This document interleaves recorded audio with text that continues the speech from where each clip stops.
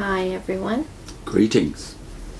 In the last couple of segments, Adolph Saphir has been regaling us, even though he himself is a Christian, a Jewish Christian, he's been regaling us with his account of how the Jewish people have continued to be Jehovah's Witnesses, even in the diaspora, the exile, which is now 2,600 years.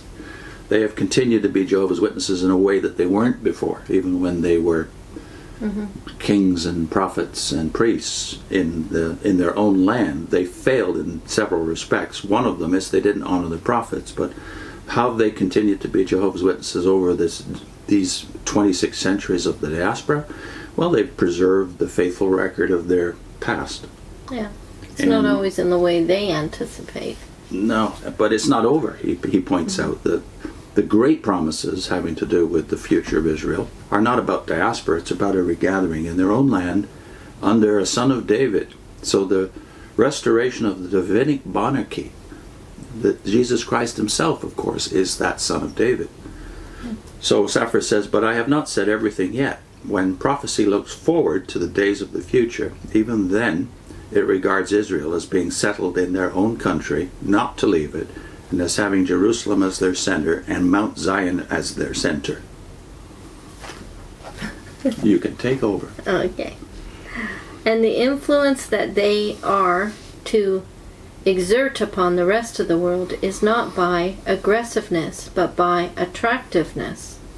As long as the world stands, Zion and Jerusalem are to remain Zion and Jerusalem, and are the center.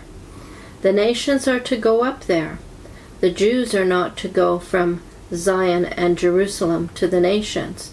God's great idea for all time is not that Israel should be scattered, but that Israel should be concentrated in their own land, and that Jerusalem should be a center of all religious and national life throughout the whole earth. And then he takes them, destroys Jerusalem and the temple, and scatters them among all the nations of the earth. Is there not something wonderful? No human wisdom could have foreseen such a paradox. It is so paradoxical that it is astonishing that people are not more struck and perplexed by this problem.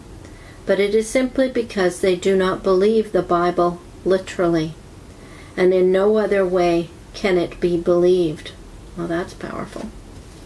But there is another aspect of this, which makes it still more complicated.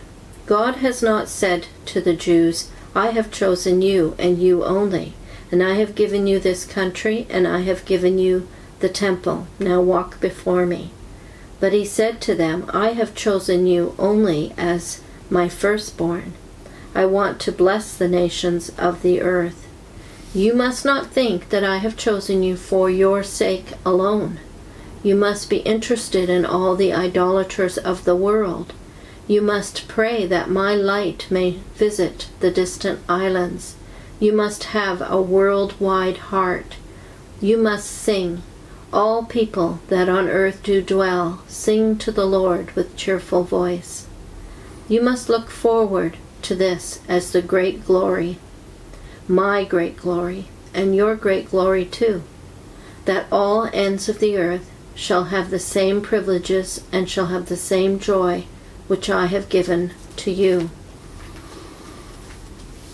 Therefore, God never allowed the Jews to think for a moment that he was only the God of the Jews. The prophets are interested in all the nations by whom Israel was surrounded.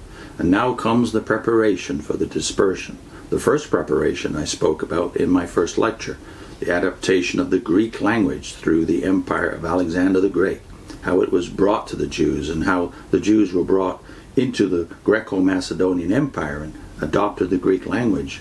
And owing to this, there arose a new kind of Jewish population, the Hellenistic population, who, though they were loyal to the God of their fathers, yet were acquainted with the language and culture of Greece, and thus became accustomed to think of the spread of the knowledge of Jehovah among all nations. And besides, there was another preparation. There could only be one temple in Palestine, which is a very important fact, and contains a very important doctrine. But although there was only one temple in Palestine, there could be as many synagogues as it pleased the Jews to erect. For wherever a few Israelites chose to gather together to worship God, to read the Scriptures, and to converse about the Scriptures, there was nothing to prevent them from forming a synagogue. And therefore those synagogues were all over the country, and we might say the empires. And as you read in the Gospels and in the book of Acts, they met for worship, and chiefly for the reading of the Scriptures, and for conversation on what God had taught them.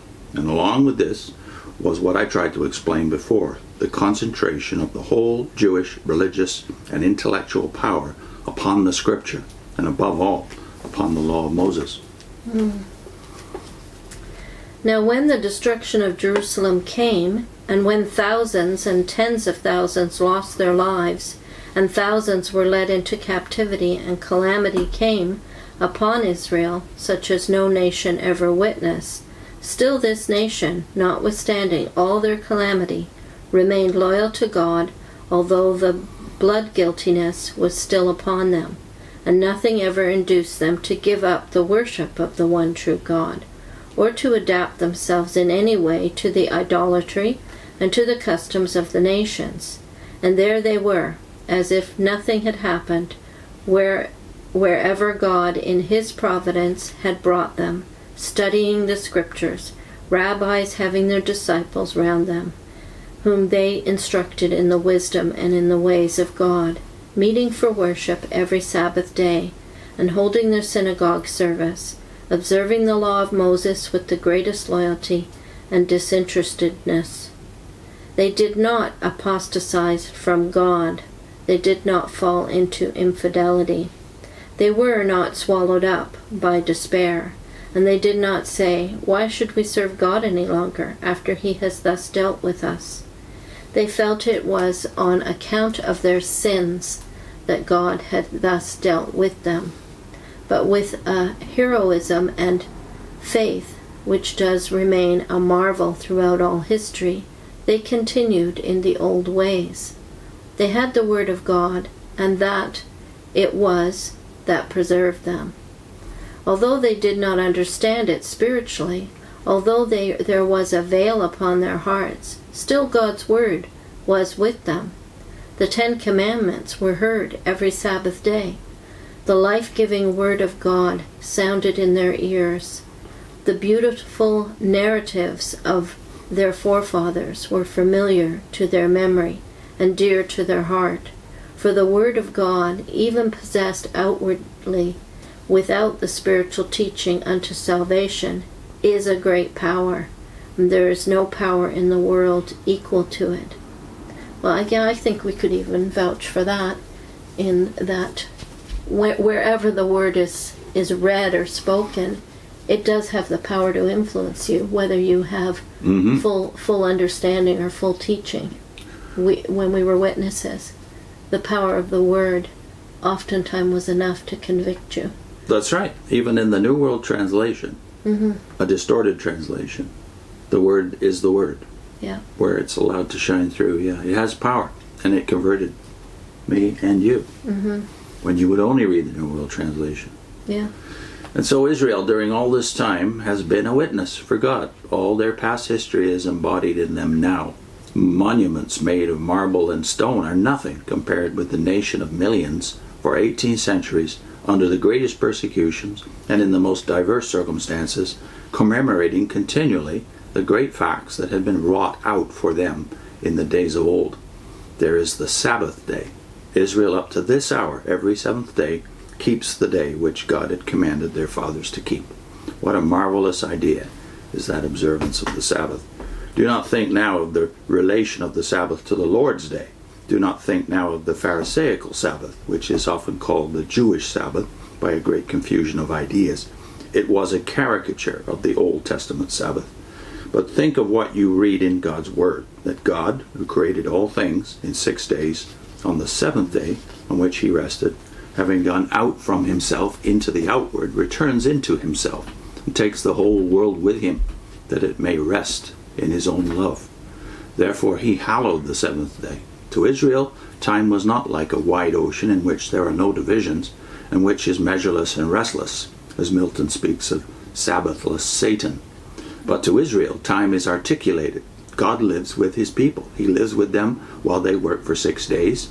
He lives and rejoices with them when on the seventh day they rest before him.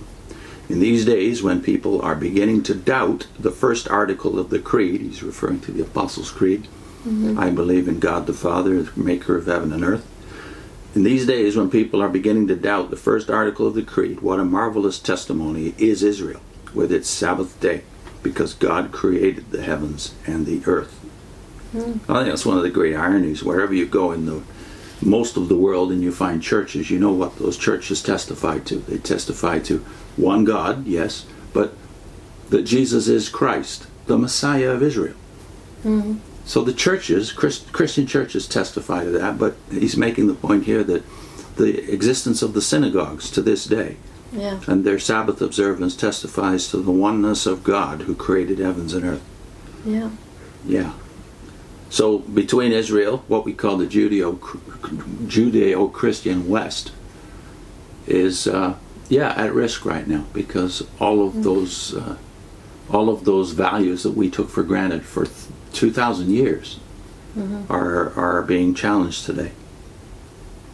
Next time he looks at the festivals as a testimony to their faithfulness as well. Put in a link to a brief testimony I gave in a series called 66 Books You Should Not Read If You Want to Remain a Jehovah's Witness. And in the intro to that, I made the point that it was the Bible that got me in to the Watchtower, and it was the Bible that got me out. So there's testimony to the power of this book, even when it is seriously distorted. See you next time.